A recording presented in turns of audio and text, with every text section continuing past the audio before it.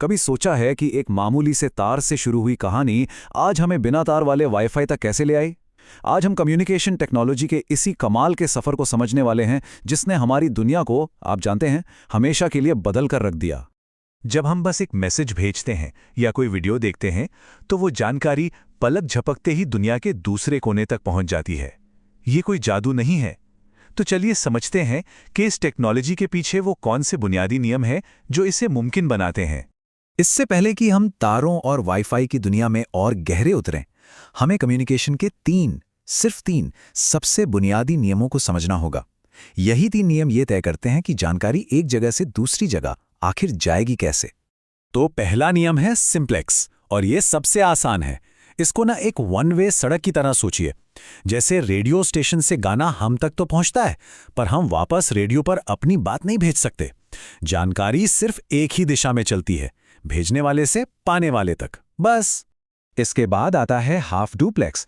यहां कम्युनिकेशन दोनों तरफ से हो सकता है, लेकिन एक ही समय पर नहीं। इसका सबसे अच्छा उदाहरण है वॉकी टॉकी। एक इंसान बोलता है तो दूसरा बस सुनता है, फिर दूसरा बोलता है तो पहला सुनता है। ओवर एंड आउट, बिल्कुल वैसा ही। और आखिर में है फुल डुप्लेक्स, जिस पर हमारी आज की मॉडर्न दुनिया टिकी हुई है। यहां जानकारी एक ही समय में दोनों तरफ से आ भी सकती है और जा भी सकती है, बिल्कुल एक फोन कॉल की तरह, जहां दोनों लोग एक साथ बोल भी सकते हैं और सुन भी सकते हैं। तो इन नियमों के साथ अब दुनिया को आपस में जोड़ने का समय आ गया था। ये वो दौर था जब तारों के जरिए दुनिया को कनेक्ट करने का एक बहुत ही एम्बिशियस सपना देखा गया था। चलिए देखते हैं ये कैसे हुआ। जरा सोचिए, 1865 में दुनिया कितनी अलग थी। तब आईटीयू की स्थापना ने ग्लोबल कम्युनिकेशन के लिए एक स्टेज तैयार किया, और सिर्फ 16 साल बाद 1881 में भारत के कलकत्ता शहर में पहली बार टेलीफोन की घंटी बजी। फिर कहानी आगे बढ़ी। 1997 में TRAI ने भारत में टेलीकॉम सेक्टर को रेगुलेट करना शुरू किया, और 2001 में ई पोस्ट के साथ भारतीय डाक विभाग भी डिजिटल हो गया।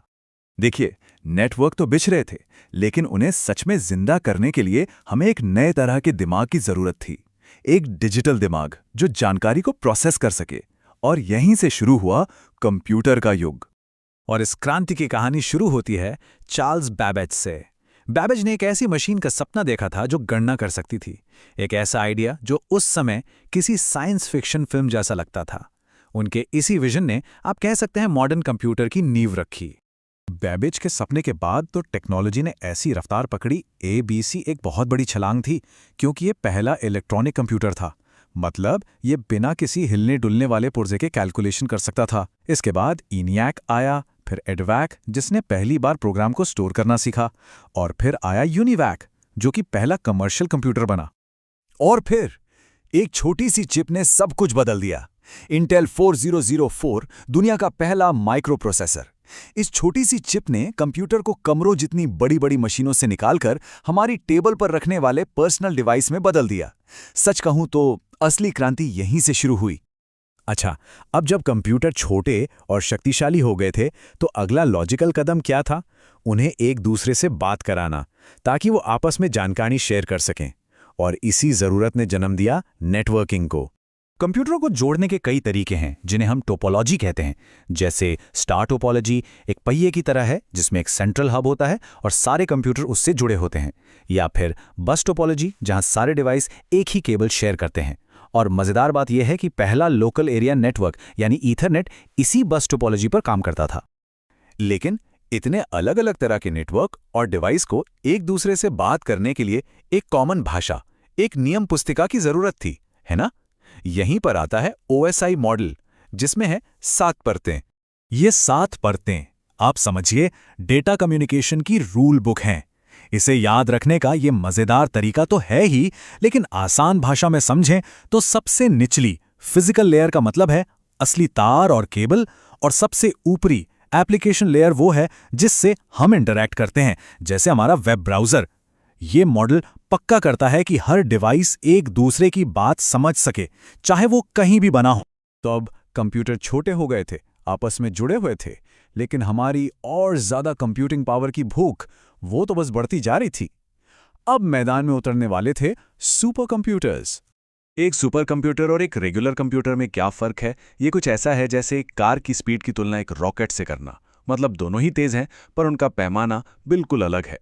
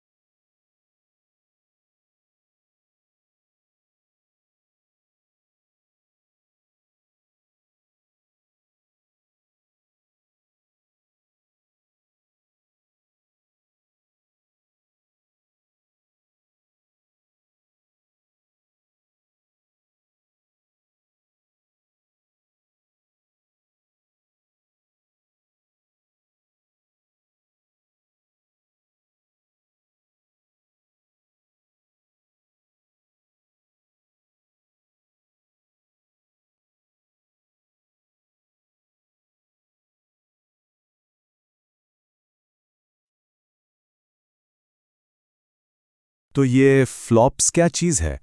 इसका मतलब है फ्लोटिंग पॉइंट ऑपरेशंस पर सेकंड। ये वो पैमाना है जो बताता है कि एक कंप्यूटर एक सेकंड में कितनी मुश्किल गणितीय गणनाएं कर सकता है। फ्लॉप्स के बिना हम मौसम की भविष्यवाणी या नई दवाओं की खोज जैसी जटिल चीज़ों के बारे में सोच भी नहीं सकते थे। इस फील्ड में दो नाम हमेशा याद रखे जाएंगे। दुनिया भर में सेमोर क्रे को सुपर कंप्यूटिंग का पिता माना जाता है और भारत में डॉक्टर विजय भटकर ने परम सुपर कंप्यूटर बनाकर देश को इस खास लीग में शामिल किया। इन्हीं जैसे दूरदर्शी लोगों के काम ने आज की कंप्यूटिंग पावर की नींव रखी है। और हाँ, भारत भी इस दौड़ में बिल्कुल पीछे नहीं रहा। देश का पहला सुपर कंप्यूटर था फ्लो सॉल्वर। सीडैक का परम युवा 2 देश के सबसे तेज सुपर कंप्यूटरों में से एक है। और आईआईटी मद्रास का शक्ति भारत का पहला स्वदेशी माइक्रो प्रोसेसर। ये आत्मनिर्भरता की दिशा में एक बहुत बड़ा कदम है। और अब ये रेस पूरी तरह से वायरलेस हो चुकी है। हम कम्युनिकेशन के अगले चरण में हैं, 5G, जो सुपर फास्ट वायरलेस कनेक्शन का वादा करता है।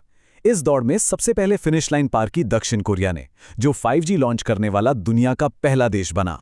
तो एक टेलीग्राफ के तार से शुरू हुआ सफर हमें 5G की कनेक्टेड दुनिया तक ले आया है। ये सोचना ही कितना रोमांचक है कि आगे क्या होगा। क्या हम अपने दिमाग से सीधे कम्युनिकेट कर पाएंगे? क्या इंटरनेट पलक झपकते ही काम करेगा? सच तो ये है कि भविष्य की संभावनाएं अनंत हैं।